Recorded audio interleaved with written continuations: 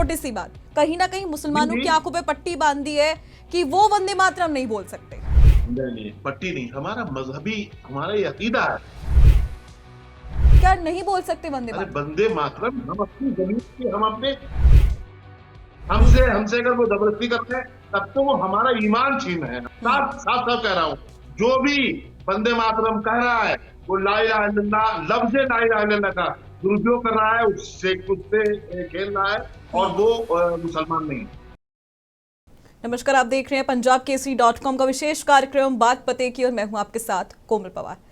वंदे मातरम जो स्वतंत्रता संग्राम का प्रतीक था आज फिर से राजनीतिक विवाद का केंद्र बन गया है।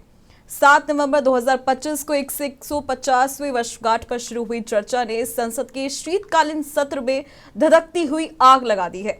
लोकसभा में 8 दिसंबर को 11 घंटे से अधिक चली बहस के बाद आज 9 दिसंबर को राज्यसभा में भी इसकी गूंज लगातार गूंजी और केंद्र में है कि 1937 का वो फैसला जब कांग्रेस ने गीत के कुछ हिस्सों को हटाने का निर्णय लिया था और अब बीजेपी इसे मुस्लिम तुष्टीकरण का प्रतीक बता रही है, जबकि कांग्रेस इसे समावेशिता का उदाहरण। और इसी बीच मुस्लिम संगठनों का विरोध और विपक्षी दलों के आरोप प्रत्यारोप के इसको और भी भड़का दिया है। एक तरफ पीएम मोदी संसद में गरजे हैं, उन्होंने कहा है कि जो अंग्रेज नहीं कर सके वो कांग्रेस ने कर दिखाया। नेहरू ने जिन्ना के सामने झुककर वंदे मातरम को काट दिया, तो वहीं दूसरी तरफ कांग्रेस चीख रही है कि ये बंगाल चुनाव का स्टंट है। 1937 में गांधी नेहरू ने एकता बचाने के लिए पद हटाए थे और तुष्टीकरण नहीं किया था। और बीच में सवाल, क्या भारत माता को दुर्गा कहना इस्लाम के खिलाफ है? क्या पूरा वंदे मातरम गाना हर भारतीय का फर्ज है या जबरदस्ती? और अंत में कांग्रेस पर जिन्ना के सामने घुटने टेकने का आरोप कितना जायज है? इस पर आज हम चर्चा करेंगे और चर्चा के लिए हमारे साथ अभी खास मेहमान जुड़ चुके हैं। हाफिज नूर अहमद, मुस्लिम स्कॉलर, बहुत स्वागत है सर आपका। नूर जी, सबसे पहले तो मैं आपसे प्रतिक्रिया चाहूंगी। इस वक्त जो देश में वंदे मातरम को लेकर विवाद छिड़ा हुआ है और लगातार जमीयत भी कहीं ना कहीं इसमें एक्टिव है, वो भी साफ तौर पर कह रही है कि हम सिर्फ अल्लाह की इबादत करते हैं, हमारे लिए वंदे मातरम कहना ठीक नहीं है। इस पर मैं आपकी प्रतिक्रिया चाहूंगी। दरअसल वंदे मातरम का जो लघवी माना है वो हे मातरम। वंदे मातरम का जो लघवी माना है वो है हे मातरम। कि इसलिए हे और हे माँ से मुराद ये है कि हे माँ हम तेरी पूजा करते हैं, ऐ मादरे धन हम तेरी वंदना करते हैं। तो हमारा मतलब है कि हमें वंदे मातरम से ना चिढ़ है, ना हमें नफरत है, ना हमें वंदे मातरम कोई गा रहा है, हमें कोई ऐतराज भी नहीं है। हमारे एक पहला कलमा है ला इलाहा इल्लल्लाह। तो ला इलाहा इल्लल्लाह का मतलब है हम अल्लाह के सिवा किसी और की जमीन की, आसमान की, चांद की, सूरज की, दरख्तों की, किसी इंसान की हम पूजा नहीं कर सकते। इबादत, पूजा मतलब इबादत है। हम इबादत नहीं कर सकते। जब हम इबादत कर ही नहीं सकते, हमारे यहाँ ये एक कठोर कानून है हमारे हमारे मुल्क का, तो हम पर ये जबरन ये चीज थोपने की कोशिश क्यों की जा रही है? भाई आपके यहाँ वो है, उसकी इजाजत है, आप करिए, किसने ऐतराज किया? लेकिन आप अपनी आस्था अपने अपने तरीके का को हमारे ऊपर थोप रहे। हमको ये कहेंगे कि जो देश के प्रधानमंत्री हैं या गृह मंत्री हैं, देश के दूसरे लीडर है, वो हमें मुसलमान रहने दें। वो उन्हें घुमा फिराते, देखिए देश ने उन्हें साधु नहीं बनाया, संत नहीं बनाया, आचार्य और देश के मंदिरों की सेवा करने के लिए कोई साधु नहीं बनाया। देश ने प्रधानमंत्री बनाया, कहीं मुसलमानों को कोई मौलाना या मुफ्ती बनाया के मुसलमानों के जो मजहबी मसाइल हैं उनमें बाकायदा ये लोग पूरी तरह से मुसलमानों के मसाइल पर मदाखलत कर रहे हैं। खास तौर से देश के वजीर आजम नरेंद्र मोदी जी खुद मतलब उनको देश का प्रधानमंत्री बनाया ना, मुसलमानों को मुफ्ती थोड़ी ना बनाया कि आप हमारे मसाइल को दर्दों से, जो हमें संविधान ने पूरा अधिकार दिया है, हमें ही नहीं, हर मजहब के रहने वाले शख्स को अपने मजहब का प्रचार प्रसार करना और उस पर कायम रहने की पूरी इजाजत है, पूरा हमें हक है। और साहब वो हमसे ये चीज है कि साहब हम तो चीखेंगे, चिल्लाएंगे, कहेंगे, ऐतराज करेंगे। इसके अलावा कोई ये कहे कि हमें वंदे मातरम से नफरत है, तो वो सिर्फ राजनीति कर रहा है, सियासत कर रहा हम्म। है। और वो किसकी तुष्टिकरण कौन सा तुष्टिकरण कर रहा है ये तो मैं नहीं कहूंगा, लेकिन हाँ वो तुष्टिकरण की राजनीति हो रही है। भारतीय जनता पार्टी हर हाल में हिंदू समाज के मुसलमानों के खिलाफ बरगला के और मुसलमानों के खिलाफ उकसा के काम करना चाहती है, और कुछ नहीं।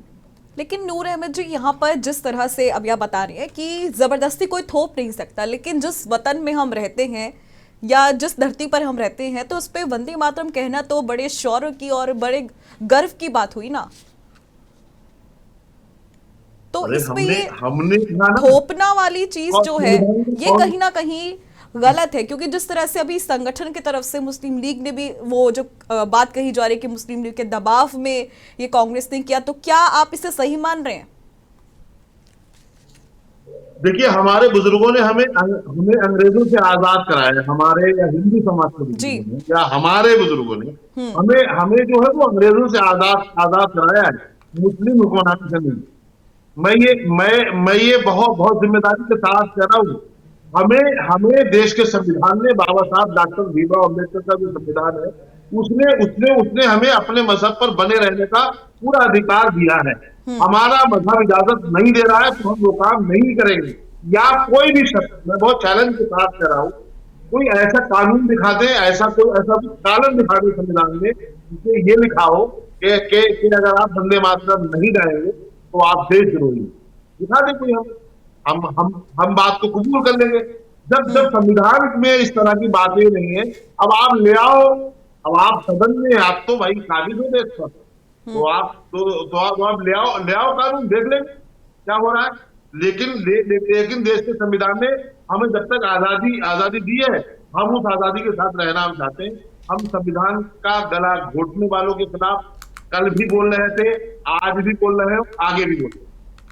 ठीक है, तो यहाँ पर पार्लियामेंट में कांग्रेस भी लगातार आरोप लगा रही है कि प्रधानमंत्री नरेंद्र मोदी वंदे मातरम के बहाने आजादी के आंदोलन की विरासत पर हमला बोल रहे हैं, और आज के मुद्दे जैसे बेरोजगारी, गैर बराबरी या विदेश नीति की चुनौतियों से ध्यान हटाने की कोशिश कर रहे हैं। तो क्या आप भी इस कांग्रेस की बातों से इत्तेफाक रखते हैं? देखिए देशभक्ति जो है वो सिर्फ नारों से नहीं पहचानी पहचानी जाती है। ये जो कांग्रेस ही नहीं, हम लोग भी उठा रहे थे कि देश के एयरपोर्ट की हालात क्या है, कोई बात करने को तैयार नहीं। मणिपुर की हालात क्या है, कोई बात करने को तैयार नहीं है। हम्म। देश में बेरोजगारी की सारी सीमाएं क्रॉस कर गया देश, किसी को परवाह नहीं है। देश के रुपया की हालात क्या है, किसी को परवाह नहीं है। तो कांग्रेस जो आवाज उठा रही है वो विपक्ष में रहते हुए और मुखर होकर के उसको आवाज उठानी चाहिए। कांग्रेस किस तरह से दबे लफ्जों में बातें कर रही, कांग्रेस के लोग कर रहे हैं, हम लोग उससे बाकायदा परेशान है। हम्म। उनको उनको उनको खुल करके मोर्चा खोलना चाहिए। एक तरफ वो कुछ दिनों तक कह देते हैं कि वोट चोरी हुआ है, हम्म। और फिर वो चुनाव लड़ने लगते हैं। वो एक तरफ कहते हैं ईवीएम जो है वो हैक हैक हो रहा है, फिर उसी ईवीएम के तहत चुनाव वो लोग लड़ते हैं। तो मैं समझता हूँ ये दोहरी रणनीति नहीं होनी चाहिए कांग्रेस की भी। हम्म। कांग्रेस को मुखर होकर के देश के संविधान को बचाने के लिए, देश के लोकतांत्रिक निजाम को बचाने के लिए कांग्रेस को मुखर होकर के सामने आना चाहिए, ताकि देश का जो संविधान है, देश की जो लोकतंत्र व्यवस्था है, देश में जो हर समुदाय को अपने मजहब में, बिल्कुल ठीक अपने है। मजहब के तई बात बिल्कुल करने ठीक है। और रहने ठीक है का नूर अहमद पूरा जी, एक छोटा सा हक है, सवाल वो है मेरा बाकी है। आपसे, क्या आपको लगता है कि वंदे जी जी। मातरम कहना किसी मुसलमान को भड़का सकता है? बहुत छोटा सा सवाल है मेरा। क्या वंदे मातरम मतलब कहना किसी मतलब मुस्लिम भाई को भड़का सकता है? नहीं नहीं नहीं, यहाँ नहीं यहाँ भड़का यहाँ सकता। भड़काने की बात नहीं है। वो ये मैसेज दे रहे हैं हिंदू समाज में, हिंदू युवाओं को, हिंदू नौजवानों जी। को, देखो वंदे मातरम मुसलमान नहीं नहीं नहीं कह रहा है ताकि वो लोग जैसे वैसे ही हमें दाढ़ी देख करके आतंकवादी कह दिया जाता है, टोपी देख करके उग्रवादी कह दिया जाता है, सदन में खड़े होकर के हमें उग्रवादी और तमाम तरह की गालियां दे दी जाती है।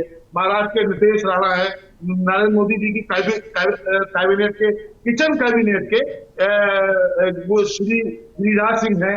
जब चाहते हैं हमारे उत्तर प्रदेश के मुख्यमंत्री योगी आदित्यनाथ, मतलब योगी जी है, वो खुल करके कह देते हैं जो उनके मन में आता है। तो मैं समझता हूँ कि वो हिंदू समाज को हमारे खिलाफ उकसा रहे हैं, भड़का रहे हैं। मुसलमान कहीं भड़कने वाला नहीं है। मुसलमानों ने अपने मजहब का राजनीतिकरण ना कल होने दिया था, ना आज हुआ है, ना आगे होगा। बाकी ना हमारा कोई प्रोग्राम होता है, कोई उर्स होता है मस्जिद में, हमारे जो उलमा तकरीरें करते हैं, बात किसी नेता की जय जयकार नहीं होती है। कल भी इस्लाम और पैगम्बर इस्लाम की बात होती थी, आज भी इस्लाम और पैगम्बर इस्लाम की होती है बात, आगे भी इस्लाम और पैगम्बर इस्लाम की बात होगी।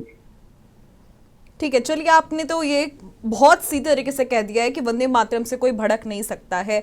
तो अभी हमारे साथ कांग्रेस से जुड़ चुके हैं चंद्रशेखर वर्मा जी। चंद्रशेखर जी, आवाज आ रही है आपको मेरी? विजय कौशिक जी जुड़ चुके हैं। विजय कौशिक जी, आवाज आ रही है आपको? विजय कौशिक जी, सुन पा रहे हैं आप मुझे? विजय कौशिक जी जी इस वक्त हमारे साथ मौजूद हैं हाफिज नूर अहमद जी, जो मुस्लिम स्कॉलर हैं। वो कहीं ना कहीं ये मान रहे हैं कि हम अल्लाह की इबादत करते हैं, हमें वंदे मातरम कहने में थोड़ा सा वो है, क्योंकि वहां पर कहीं ना कहीं भारत की जो माँ है, जो देवी है, उनका भी जिक्र किया गया है। तो इस पे आपकी सबसे पहले मैं प्रतिक्रिया जानना चाहूंगी, इसके बाद मैं आगे बढ़ूंगी। देखिए, सबसे पहली बात तो ये है कि भारत माता इस चीज पर भी विवाद है, ठीक है, क्योंकि भाजपा को ये भी नहीं पता कि भारत माता है कौन, और भारत माँ के नाम पर राजनीति करती फिर रही है। इसी तरीके से ये लोग हिंदू के बारे में कुछ नहीं जानते, लेकिन हिंदुत्व और हिंदू के नाम पर राजनीति कर रहे हैं। तो ये केवल एक राजनीतिक प्रोपेगेंडा है। मैं ये कहता हूँ कि अगर आप हिंदुओं की बात करते हैं, अगर आप वंदे मातरम की बात करते हैं, तो जो फ्लाइटों को लेकर लोग धक्के खा रहे हैं, जो लूटे जा रहे हैं, इस देश में हर क्षेत्र में जो लूट चल रही है, क्या उससे वंदे भारत यानी कि देश मजबूत बनेगा? या केवल वंदे भारत ट्रेन चलाने से देश मजबूत हो जाएगा? तो ये वंदे मातरम का जो विवाद खड़ा किया जा रहा है, ये जबरदस्ती का विवाद है। और हम तो ये कहते हैं कि जैसे तुम्हारी तसल्ली होती हो वैसे कर लो, लेकिन इस देश के भाई को भाई से मत लड़ाओ। ठीक है, भाई को भाई से नहीं लड़ाएंगे तो ठीक है, लेकिन विजय कौशिक जी, यहाँ पर लगातार इस देश में सभी सिर्फ एक ही सवाल गूंज रहा है, वंदे मातरम पे सियासत, चाहे बीजेपी हो, कांग्रेस हो, चाहे कोई संगठन हो, तीनों लगातार उस पे सियासत अपनी रोटियां सेकने की कोशिश कर रहे हैं। तो एक ही सवाल है यहाँ पर अभी फिलहाल मेरा आपसे, 1937 में कांग्रेस ने वंदे मातरम के बाद के पद क्यों हटाए हैं, और क्या ये मुस्लिम लीग के दबाव में था, या उस समय लग रहा था कि ये राष्ट्रीय एकता के लिए जरूरी कदम है? सबसे बड़ी बात यह है कि हर समय की अपनी अपनी परिस्थितियां होती हैं। एक समय था कि जब पाकिस्तान से हिंदुओं को काट काट कर ट्रेनों में भेजा जा रहा था, और यहाँ से उसके बदले में यहाँ के हिंदुओं ने गुस्से में आकर मुसलमानों को मारकर ट्रेनों में भेज दिया।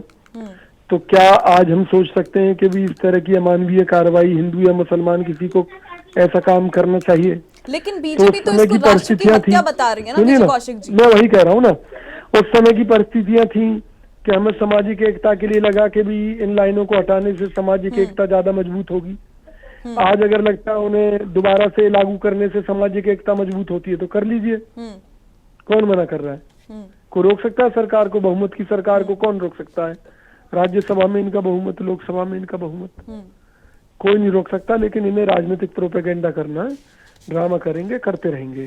ठीक है, नूर अहमद जी, अभी ही क्यों जरूरत लगी वंदे मातरम पे डिस्कशन करने की? समय बाकी भी था, बाकी भी बाद में भी कर सकते थे, तो अभी का वो जो वक्त है वो क्यों चुना गया? दरअसल भाजपा के पास बहुत सारे जिन हैं जो, और वो बोतलों में बंद हैं। कभी लब जहाज, कभी लैंड जहाज, कभी फूड जहाज, कभी पेशाब जहाज, कभी कोई और जहाज लेकर के आ जाते हैं। तो कभी ये वाले जहाज जाते हैं, इसको भी वो कोई ना कोई जहाज का नाम दे देंगे। तो उनके पास ये भी एक जिन था, इसकी बारी आई उनकी नजर में, तो उन्होंने इसको इस्तेमाल कर लिया। उनके पास जब कुछ बचता नहीं कहने को, तो इस टाइप के मुद्दे को ले आते हैं। और देश में जब कोई बहुत बड़ा कोई मामला सामने होता है, तब भाजपा इस तरह के मुद्दे लेकर के आती है, ताकि लोगों का जहन भटके, लोग जो है जो असल मुद्दों से हट करके इधर आ जाए। आज आज देश की हालत क्या है? आज आज आप बताइए, पड़ोसी कौन सा मुल्क ऐसा है जो भारत का दोस्त है? पाकिस्तान का नाम आएगा तो तब तो खून खौल जाता है हम सबका। और जो चीन का नाम आता है तो चुप्पी आ जाती है। क्या बात है भाई? रूस की और चीन की दोस्ती है, तब साहब रूस को बुला लिया, कोई बात नहीं है, अभी हम कह देंगे तो बात हो जाएगी, पढ़ाई हो जाएगी। अभी अभी तुर्की का नाम ले तो कहेंगे तुर्की तो पाकिस्तान का दोस्त है। तो ये जो और हमारे देश की खास बात बता रहा हूं, हमारे देश के वजीर आजम जो है तो भारत में जब रहते हैं तब भारत के मुसलमानों को उनकी टीम और वो और उनके तमाम मुख्यमंत्री जो है वो टारगेट करते रहते हैं मुसलमानों को। ऐसी कोई गली, ऐसा कोई मोहल्ला, ऐसी कोई बस्ती, ऐसा कोई शहर नहीं है जहां पर मुसलमान टारगेट देंगे। तो अब वो यहाँ तो मुसलमानों को पहचान करते हैं। और जब जाते हैं सऊदीया जाते हैं, जब दुबई जाते हैं, जब दूसरे ममालिक जाते हैं, जब कुवैत जाते हैं, तब साथ मस्जिदों में जाते हैं, उनका एहतराम करते हैं, उनको दीन से लगाते हैं। तो ये सब ये सिर्फ राजनीति कर रहे नूर हैं। अहमद जी, मैं मैं आपकी भावनाओं को बिल्कुल समझ रही हूँ। आपको ऐसा लग सकता है, बिल्कुल मैं आपकी भावनाओं की इज्जत करती हूँ, और आपको ऐसा लग भी सकता है कि कहीं ना कहीं मुसलमानों को टारगेट किया जा रहा है, लेकिन कौन है ये लोग? कहीं ना कहीं ये भी तो देखना काफी जरूरी होता है ना। आपने जिहाद की बात की, चाहे वो थूक जिहाद हो, अगर मैं दूसरे जिहादों की बात करूं तो कहीं उसमें भी तो कहीं ना कहीं सच्चाई, और मुझे नहीं लगता कि अगर कोई सच्चा मुसलमान होगा तो वो इस तरह की हरकतें करेगा। खाने में थूकने की बात करना, सच्चा मुसलमान मुझे नहीं लगता कि ऐसी कोई चीजें करेगा। वो भी इंसान को इंसानी समझते हैं। चलिए, आपने बात छेड़ी है तो दो मिनट मेरी बात सुन लेना जी देखिए, जिन लोगों ने किसी प्लेट में थूका होगा, या जिन लोगों ने कहीं पेशाब किया होगा, या जिन लोगों ने इस तरह की गंदी हरकत जी की होगी, तो आप बताइए, किसी आलिम ने, किसी मौलाना ने, किसी जिम्मेदार आदमी ने क्या उनके साथ में खड़े होकर के उनके जरिए को सही जी, कहा है? वही तो मैं कह रही और हूँ। जिन लोगों ने ऐसे किया उनकी पहचान क्या है, शिनाख्त क्या है, वो कौन है? होंगे होंगे कोई उठा लाए होंगे। उनकी उनकी उनकी आज तक बल्दियत नहीं ये लोग बता पाए। हमने तो पूछा, बहुत बार पूछा चैनल से, बड़े बड़े प्रवक्ताओं से पूछा कि आप बताइए उनकी बल्दियत क्या है, तो बल्दियत नहीं आए वो आज तक लेकर के। तो मैं समझता हूँ ये भी षड्यंत्र है मुसलमानों के लिए, साजिश है। दूसरी बात, लफ्ज़ जिहाद जो है, देश की आजादी के लिए 1857 से लेकर 1947 तक मौलाना फजले खैराबादी की कयादत में वो 70,000 के करीब उलमा, बासनद आलिम व हाफिज़ मुफ्तियों कारियों को शहीद कर दिया गया था, अंग्रेजों ने मारा था। और जब मदरसों से जिहाद का फतवा दिया गया था अंग्रेजों के खिलाफ, तो मैं पूछना चाहता हूँ, तो पहला फतवा दिया मौलाना फजल खैराबादी ने, और मैं पूछना चाहता हूँ, क्या वो वहां से कोई तलवार लेकर के आए थे? क्या वो कोई बारूद और बम और गोले लेकर के आए थे अंग्रेजों को बचाने के लिए? बताया हमें कोई? मतलब जिहाद का मतलब है अन्याय के खिलाफ उठना, जुल्म के खिलाफ संघर्ष करना। अंग्रेजों के जुल्म के खिलाफ हमारे उलमा ने फतवे दिए थे, इसलिए और उसको हम जिहाद, उसको कहते हैं जिहाद। तमाम मुसलमान एक प्लेटफार्म पर आकर के और हिंदू और मुसलमानों ने मिलकर के इस देश की आबियारी के लिए अपनी जाने कुर्बान की हैं। और वो जब उन्होंने लफ्ज़ जिहाद का और अंग्रेजों के खिलाफ जिहाद का ऐलान किया था, उसके बदले में उलमा तो शहीद हुए हैं हजारों। साथ में जो मदारिस है दिल्ली में, 4,000 मदरसे हमने पढ़ाया, हमारे पास सबूत है उस चीज के। 4,000 मदरसे दिल्ली में मुस्मार कर दिए गए थे, तोड़ दिए गए थे।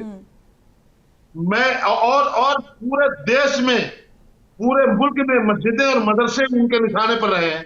आज की सरकार भी वही काम कर रही है। मैं पूछना चाहता हूँ कि अंग्रेजों में और आज की सरकार में फर्क क्या है, बताएगा कोई? बिल्कुल जायज सवाल है आपका यहाँ पर, बिल्कुल ठीक है, लेकिन कहीं ना कहीं लोगों को भी ऐसे नेताओं से, ऐसे लोगों से बचने की जरूरत है जो हिंदू मुस्लिम करके अपनी राजनीतिक रोटियां सेकती हैं। हमारे साथ विजय कौशिक जी भी, विजय कौशिक जी, ये दोनों से सवाल रहेगा, लेकिन प्रतिक्रिया मैं आपकी पहले चाहूंगी। क्या ये विवाद इस वक्त जो चल रहा है राष्ट्र की गरिमा के ऊपर, क्या ये विवाद भारत की एकता को मजबूत कर रहेगा, या बीजेपी कांग्रेस की ये लड़ाई में देश और भी बढ़ जाएगा, क्योंकि इसमें जिम्मेदार दोनों ही दल है? विजय कौशिक जी।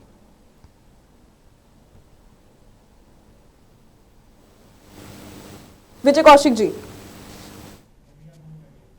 इनसे मैं प्रतिक्रिया लूंगी, लेकिन नूर अहमद जी, अभी जो राष्ट्र के गौरव पे ये सवाल उठ रहा है, तो इससे तो देश और कमजोर होता हुआ चला जाएगा ना। बीजेपी और कांग्रेस की लड़ाई में देश की बंटने वाली स्थिति ना आ जाए, इसका ख्याल तो दोनों ही दलों को रखना चाहिए। नूर अहमद जी? देखिए जो क्योंकि इस जी वक्त जी नूर सुना अहमद जी कांग्रेस और जो बीजेपी दोनों मिलकर वोटों का ध्रुवीकरण कर रहे हैं। देखिए कांग्रेस जो है वो बहुत देश की पुरानी पुरानी पार्टी में, मैं कांग्रेस का प्रवक्ता भी नहीं हूँ और मैंने कभी कांग्रेस को वोट भी नहीं दिया है। हम्म। एक बात जरूर जरूर कहूंगा, आज जो देश की लोकतांत्रिक निजाम बाकी है हम्म। वो कांग्रेस ने जो आवाजें अपनी उठाई है, मैंने अभी भी आपसे कहा था इससे ज्यादा मुखर होकर के इन्हें आवाजें उठानी चाहिए। हम्म। इन्हीं की वजह से, इन्हीं के दम पर हम्म। आज भारत का लोकतांत्रिक निजाम बाकी है। और जिस हम्म। दिन ये भी हाशिए पर चले गए तो हम्म। देश का लोकतांत्रिक निजाम तो निजाम रहा, देश का संविधान बदल जाएगा, हम्म। पलट जाएगा, हालात कुछ और होंगे। हम्म। देखिए आप, पीएफआई ने कहा हम इसे इस्लामिक राष्ट्र लेकर के आएंगे, हम्म। तो हमारे मुसलमानों ने, हमारे उलमा ने उनका विरोध किया, उनको गिरफ्तार किया गया, उनके पीएफआई पर कंट्रोल किया गया, उन पर आपत्तियां लगाई लगाई गई, उनको खत्म किया गया और वो लोग जेलों में हैं। हम्म। खालिस्तानी राष्ट्र की बात करने वालों के साथ भी ऐसा ही हुआ और होना भी चाहिए। हम्म। दूसरी दूसरी बात, अब जनाब धीरेन्द्र शास्त्री जैसे लोग हम्म। और और फिर कहूंगा गिरिराज सिंह जैसे लोग हम्म। आज खुल करके हिंदू राष्ट्र की बात कर रहे हैं। मैं पूछना चाहता हूं, क्या उनके लिए कोई कानून है, या हमें मान लिया गया कि आप 2 नंबर के शहरी हैं, हम्म। या मान लिया गया कि आप अब देश के नागरिक नागरिक नहीं हम्म। हैं? आप बात करेंगे तो वो अपराध अपराध होगी। दूसरा बात करेगा कि देश के चरित्र को बदलना चाहता है, हम्म। देश के चरित्र के साथ खेलना चाहता है, हम्म। वो पूजा जाएगा, उसको सुरक्षा दे दी जाएगी। ये क्या है? हम्म। ये नाइंसाफी है। देखिए कोई आवाज जब जब उठती है, कोई विरोध जब होता है, कोई सड़कों पर आता है, जब पीड़ित होता है, जिसको परेशान होता है, हम्म। और जब उस पर जुल्म होता है, उसके साथ नाइंसाफी होती है, जब नाइंसाफी हुई है तो आवाज तो उठेगी। अभी अभी अभी तक बाबा साहब का निजाम जिंदा है, हम्म। इसलिए हम लोग सड़कों पर आकर के भी बात बात हम्म। करेंगे। हम इंतजार कर रहे हैं कि देखें ये लोग जालिम कहां तक है, हम्म। कितना जुल्म करेंगे, कितना कितना ये सताएंगे। ठीक है, ठीक है। हम तो इस इंतजार में बैठे हुए हैं, हम्म। वो किसी को छोड़ नहीं रहे हैं। हम्म। किसी मुसलमान को, जैसे मैं बोल ठीक रहा है, हूँ, पता नहीं क्या जाते उनके जाते, घर ठीक को है, चले ठीक गए। है, समय का थोड़ा सा अभाव है मेरे पास। जाते जाते नूर अहमद जी, क्या वंदे मातरम बोल पाएंगे मुसलमान या नहीं? सिर्फ छोटी सी बात, क्योंकि इस वक्त कहीं ना कहीं जी मुसलमानों जी, की आंखों पे पट्टी बांध दी है कि वो वंदे मातरम नहीं बोल सकते। नहीं नहीं, पट्टी नहीं, हमारा मजहबी, हमारा ये अकीदा है, हम अपनी आस्था है हमारी कि हम ला इलाहा आपकी इल्लल्लाह के आस्था है खिलाफ वो नहीं बिल्कुल जाएंगे। बनी रहे, वो बिल्कुल दोनों ही पार्टियां कोशिश करती हैं कि सभी की आस्था बनी रहे, लेकिन क्या वंदे मातरम कहना अपने वतन में जहां हम रहते हैं, क्या नहीं बोल सकते वंदे अरे मातरम? वंदे मातरम हम अपनी जमीन की, हम अपने, उन्होंने देवी, भारत को देवी देवी देवी बना के पेश किया, हम्म। और उन्होंने ये कहा है हम इस देवी की पूजा कर रहे हैं। हम्म। तब तो वो तो और हम पर थोप रहे हैं, हम्म। हमसे हमसे अगर वो जबरदस्ती कर रहे हैं, तब तो वो हमारा ईमान छीन है, हमारा इस्लाम हम्म। हमसे छीन है, हमारा अकीदा हमसे छीन है। हम्म। साफ साफ साफ कह रहा हूं, जो भी वंदे मातरम कह रहा है वो ला इलाहा इल्लल्लाह, लफ्ज़ ला इलाहा इल्लल्लाह का दुरुपयोग कर रहा है, उससे खेल रहा है, और हम्म। वो मुसलमान नहीं है। ठीक, नूर अहमद जी, बहुत शुक्रिया हमारे साथ जुड़ने के लिए, चर्चा को बेहद खास बनाने के लिए बेहद शुक्रिया। बहरहाल अभी हम सुन रहे थे नूर अहमद जी को, लेकिन यहाँ पर मेरा सवाल उन सभी देशवासियों से है जिस वतन में आप रहते हैं, क्या वंदे मातरम कहना आपके लिए इतना असहज है? क्योंकि जब पूरा देश खड़ा होकर गाता है वंदे मातरम, तो कुछ लोग क्यों बैठे रहते हैं? क्या ये सिर्फ गीत का सवाल है? क्योंकि वंदे मातरम कोई साधारण गीत नहीं है, ये हिंदुस्तान की धड़कन है, और जिसके सीने में ये धड़कन नहीं, उसके लिए ये देश सिर्फ जमीन का टुकड़ा है। बाकी फैसला आप करेंगे। फिलहाल बात पर इतना ही, लेकिन देश और दुनिया की तमाम खबरों के लिए आप देखते रहें पंजाबकेसरी.com। नमस्कार।